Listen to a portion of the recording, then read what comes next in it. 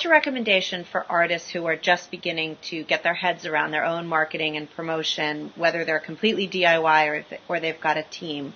What do you think a good strategy is? Well, okay, so I did a blog post over a year ago called First 10. You can Google that. And my argument is everyone has 10 friends and family members, 10 fans, 10 people in the world. If you play for them and they say, oh, that was very nice, and walk away, you need to change your music, right? If, on the other hand, those 10 people bring friends tomorrow, now you can amplify what you're doing. But nobody, not even Ariel Hyatt, can change the world for you if those first 10 people don't think you're amazing. So too many folks are spending their life savings yelling louder their boring stuff. So that's the lesson number one is you got to figure out what are you going to do. That doesn't mean kiss makeup. It doesn't mean an OK Go video. But it means are you delivering something with enough authenticity and passion that people demand you do it again for their friends? And if the answer to that is no, then you got to improve what you're making. Mm-hmm. Excellent. So 4 years ago, almost to the day, you wrote a little blog post that I don't know if you really know about this. It rippled through the music industry, and every single one of us was talking about it and blogging about it, and then we were quoting you at conferences. And I kind of wanted to revisit that today because it was really lessons that you can learn from the music business. And I just reread the blog post last night, and it's basically hasn't changed at all. So a quote from that, you said, music is social. Music is current and ever-changing, and most of all, music requires musicians. The winners in the music business of tomorrow are individuals and organizations that create communities, connect people, spread ideas, and act as the hub of the wheel. Indispensable and well compensated. So I think the well compensated is the piece that's got everybody stopped right now. We're talking about Spotify and how it doesn't pay us anything, and RDO and how it doesn't pay us anything, and how we're being forced to give away our music for free as a loss leader. And it really sucks to be an independent artist right now because it's that well compensated piece that has everybody kind of in a tizzy right now. You had me into your last sentence.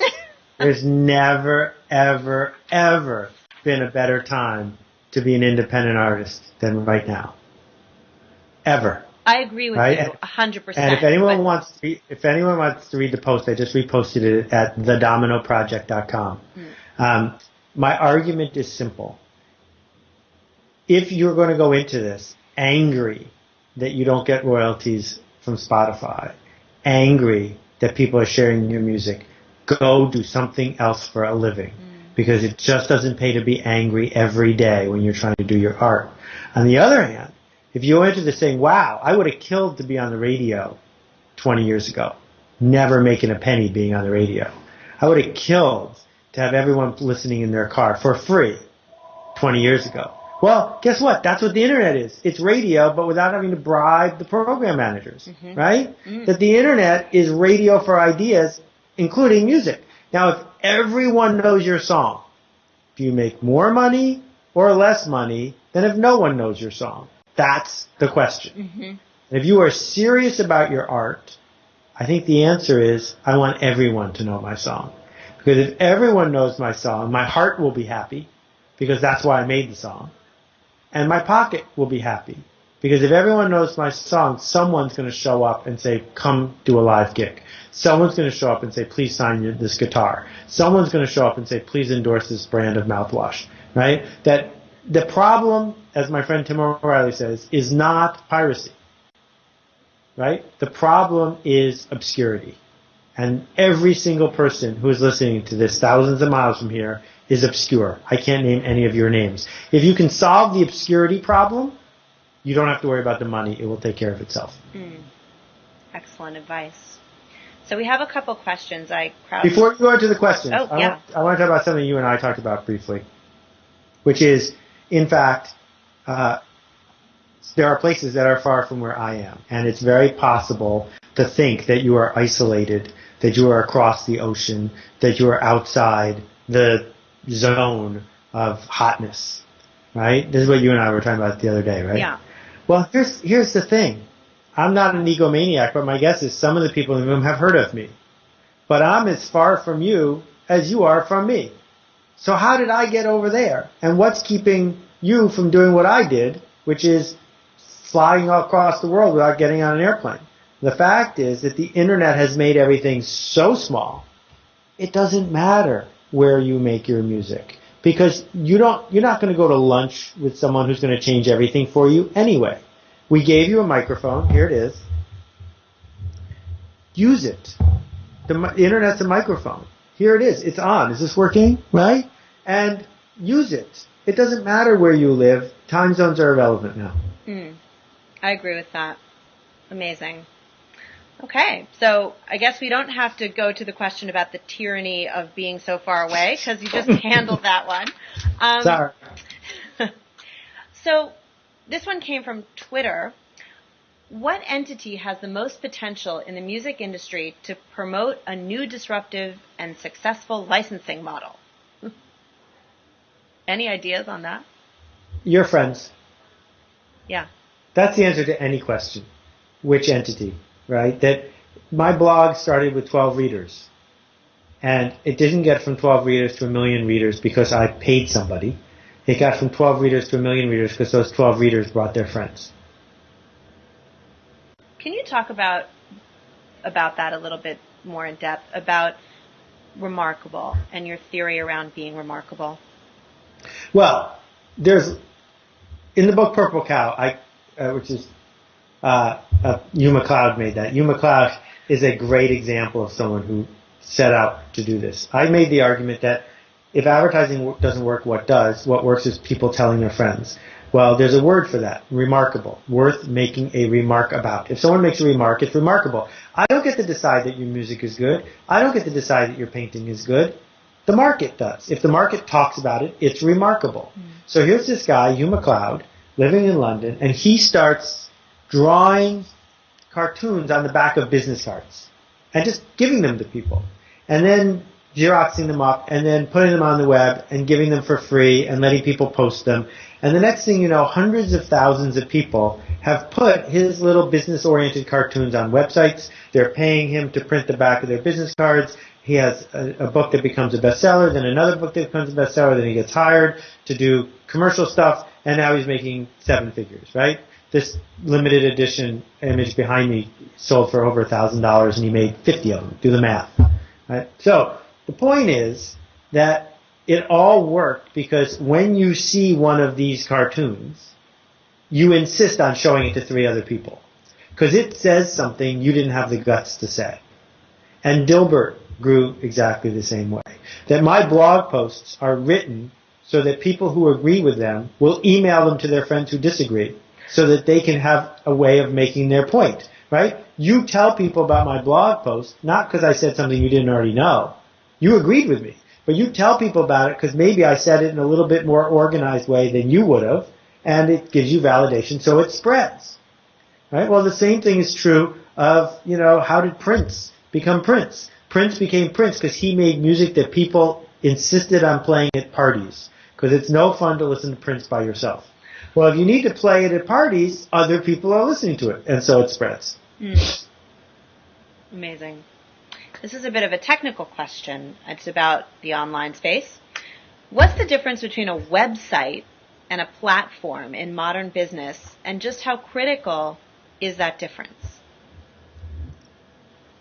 Well, the word platform comes from the notion of speech giving. There's a whole bunch of people in the park, but the people who are giving the speech are standing on something. It gives them more volume and reach. So the internet has created tons and tons and tons of places where over time you can earn attention. So if you have 1 million followers on Twitter, it's a bigger platform than if you have 10, right? Because you have permission to go in front of those 1 million people with your next idea. If you are Oprah Winfrey in the United States, you have 40 million women watching you every week. That's a pretty big platform to talk about your thing. So a website is just a technical construct, but a website that has no readers is no platform, right? It is just a bit of technology. What you need as a musician or an artist of any kind is something to stand on so you can spread your next idea. I totally agree. So how do you go from 1 to 2? Is it just start with something that turns you on, or how do those that are terrified of engagement take their first baby step? I was talking to a musician who's pretty famous today, one of the most famous female artists on the internet, and she told me that for the first 3 years of her career, she busked. She stood on a street corner and played. I gotta tell you, there's no better form of direct marketing than standing on a street corner and playing. Because if you can get people to put money in the basket, you're onto something. Mm. And if you can discover ways that you can do your work that gets more money in the basket, if you can deal with the rejection of the person walking right past you as you're standing outside in the rain playing Real Good for free, you will figure out how to take your art in ways that get people to notice. Because I gotta tell you, the internet is way more brutal than a street corner. Because on the internet, everyone's anonymous, everyone's invisible, and they can say nasty things. So this notion of just taking your guitar, taking your flute, taking whatever it is, and standing in front of a bunch of people and doing your art and doing it regularly and then working your way up is how almost everyone does it. The chances that Clive Davis, now that he's done with Whitney, rest in peace, is going to call you up and say, you're my next one, are 0. He's too old for that now. And there is no next Clive Davis. That game is over. Stop waiting for the phone. Yeah, no one is coming. I mean, it's just this sort of horrible notion. I mean, it's fabulous. You understand how fabulous it is? It means that you have all the power. There isn't some magic Santa Claus with power who may or may not give you a little. It's yours. Mm. This is the best thing that ever could have happened. The death of the publisher is the boon to the writer, because now the writer can pick herself. She doesn't have to wait to get picked. And that's the problem. They don't teach you that in music school. They don't teach you that in music lessons. They don't teach you that at the bar after the gig. Pick yourself. I think that I've got nothing else to ask. That was phenomenal advice. Thank you so much, Seth, for your time. Namaste. We deeply appreciate it. To all of you at Fuse Festival, you can find Seth Godin at sethgodin.com. Read his blog every day. It will change your thoughts around marketing. What a pleasure to talk to you, my friend. Have a great day, everyone. Thanks. Bye. Appreciate it. See ya. And how freedom wins when suffering ends, and love returns when trust begins. And how do you know when love's for real? Lose all your senses and feel. Tomorrow is a mystery. Yesterday, well, it was history. Have a little heart for the